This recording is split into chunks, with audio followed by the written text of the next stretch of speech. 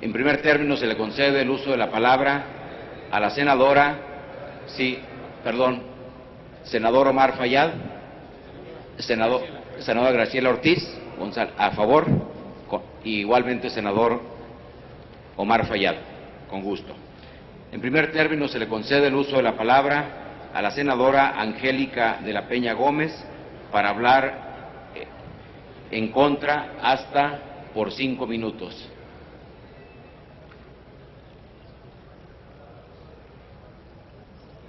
En el uso de la palabra, sí, hasta 5 minutos. Bien, gracias, presidente. Buenas tardes, señoras senadoras, señores senadores. O buenas noches, casi buenas noches. El dictamen que motiva nuestra intervención propone establecer reformas a la Ley General para prevenir y sancionar los delitos en materia de secuestro, reglamentaria del artículo 73, fracción 21, inciso A de nuestra Constitución. Y establece sanciones a ciertas conductas que equiparan a sí, es verdad, a una prisión vitalicia.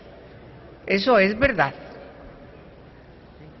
Me parece que lo que establecen al duplicar las sanciones en el artículo 9, 10, 11, 12, 14, el único que hago excepción es el 13, 15, 16, 17 y además el 25 del Código Penal Federal, pues me parece no deben ser aceptados. Dice el dictamen que el estudio sobre las penas de la prevención y dice la reinserción social del reo nos llevan principalmente a encontrar y valorar los argumentos y métodos científicos que nos llevarán a fijar una postura que atienda este fenómeno social en crecimiento. No está en discusión que tenemos un grave problema en México, gravísimo, del incremento de secuestro en todas sus formas.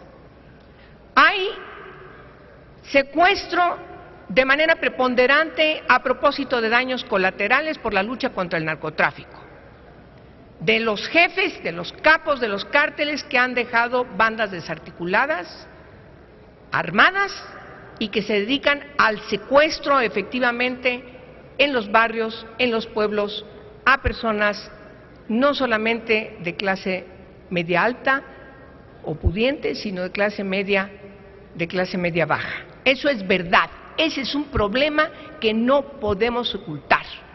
Y decir aquí que debe prevalecer la defensa de los derechos humanos de las víctimas por el versus derechos humanos de los delincuentes, me parece que ese es un absurdo fenomenal bizantino que aquí nadie puede sostenerlo.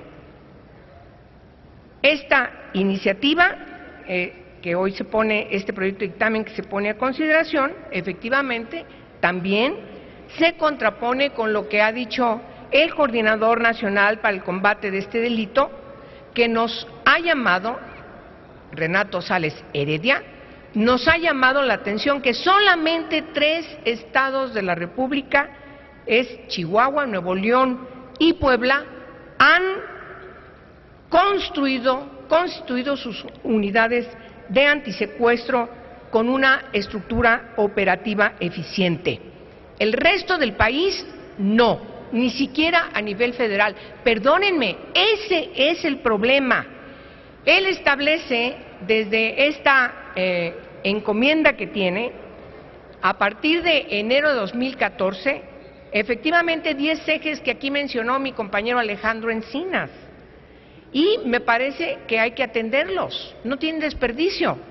El uso de inteligencia por encima de la fuerza, fortalecimiento de capacidades operativas en las entidades, en particular en aquellas 10 entidades donde hay mayor índice del delito, ya repetí, solamente hay 3 estados que lo han hecho, trabajo con congresos locales y gobernadores para ajustar el marco jurídico, homologando criterios, base nacional de datos criminales, campaña en medios de comunicación sobre prevención y denuncia, atención ciudadana de secuestro, vigilancia y evaluación permanente de todos los elementos que integran las unidades antisecuestro del país, un modelo de reclusión de secuestradores en módulos especiales de los penales de alta seguridad, fortalecimiento de programas de atención a víctimas de secuestro y, además, ofrecer un apoyo integral, así como la creación de la Coordinación Nacional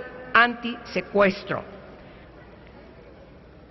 Estas reformas que hoy estamos a punto de aprobar o desaprobar, efectivamente se contraponen con la Constitución en su artículo 18 respecto al concepto que tiene que prevalecer sobre la reinserción social, pero también, por supuesto, que se contrapone con otros dos principios importantes que están establecidos en el artículo 22, que tienen que ver con la prohibición de penas inusitadas o trascendentales o trascendentes, y el otro principio que tiene que ver con la proporcionalidad.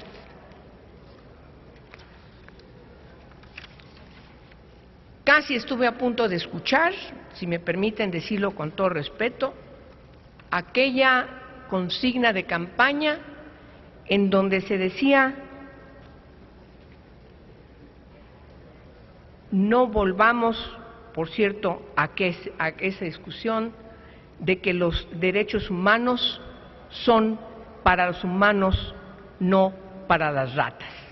De aquí a lo que sigue es volver a discutir la cadena perpetua, que es esto, la prisión vitalicia, y por supuesto otra vez volver a discutir la pena de muerte.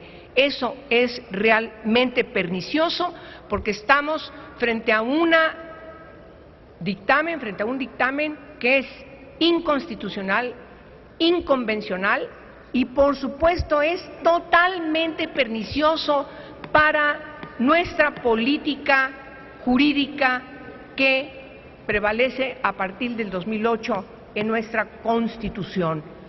No es, perdónenme, que estemos a favor de quienes perpetúan este tipo de delitos, de ninguna manera.